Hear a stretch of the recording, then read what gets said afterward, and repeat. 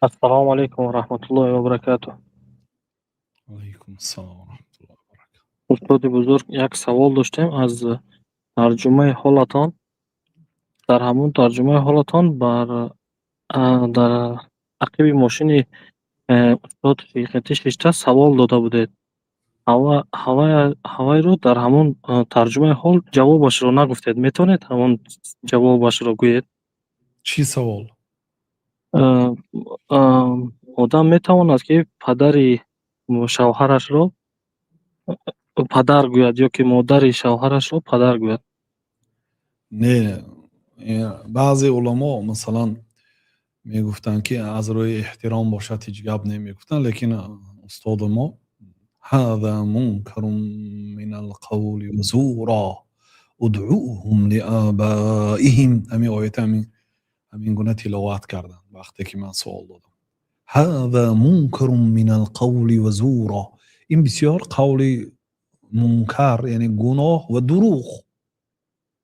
دروغ است و پدری وی نیست و زوران دروغ است.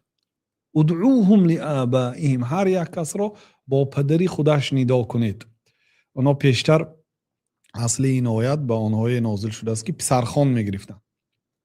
یک آدم پسری خودش نمیگرفتن، از همین روز تو پسری فلانی میگوی آدم پرسدگر و آدم هم این پسری فلانی میگفتن. مثلا زید ابن حارثه پسرخواند پیامبر صلی الله علیه و سلم بود.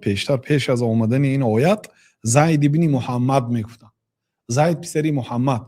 پیامبر صلی الله علیه و سلم پسر ندارن، پسراشون وفات کرد در ایام خردسال. قاسم، عبدالله، ابراهیم، اینا 2 ساله 1.5 ساله از دنیا گذشتن. ما كان محمد ابا احد من رجالكم ولكن رسول الله و خاتم النبیین. محمد پدر یگان مردهای شما نیست. ما كان محمد ابا احد من رجالكم، محمد پدری دخترها هست صلی الله علیه و سلم، یعنی پسراشون بر وقت از دنیا گذشت. لیکن زید ابن حارثه را پسرخوان گرفته بودن. بعد الله تعالی این قانونها را بیکار کرد، تبنی یعنی پسرخواندگیری را. زید ابن محمد میگفتن. الله تعالی گفت که ادعوهم لآبائهم، هر یک کس با نام پدری خودش ندا کنید. زید پسری حارثه گوید، نه پسری محمد. و این چونی الله تعالی گفت که این امهاتهم الا الله ولدنهم، مادر انسان جز اون زنی که او را تولد کرد دیگر کسی نیست. مادر انسان همون کسی که شما را تولد کرد. اما دیگرها مادرهای مطلق نیست، مقید. و امهات نسائکم، مادرانی زناتان گفت، مادرتان نگفت، مادری زنتان. و امهاتکم من الرضاعه، مادرهای شما از طریق شیر، یعنی مادری مطلق نه، مادری شیری. بنابراین یعنی قول صحیح و سالم از خطاگی در سلامت ماندن باشید، فقط پدر و مادر خودتون پدر مادر گوید. الا اگر کلمه پدر که گوید، پدر مادر، این کلمه های عام است.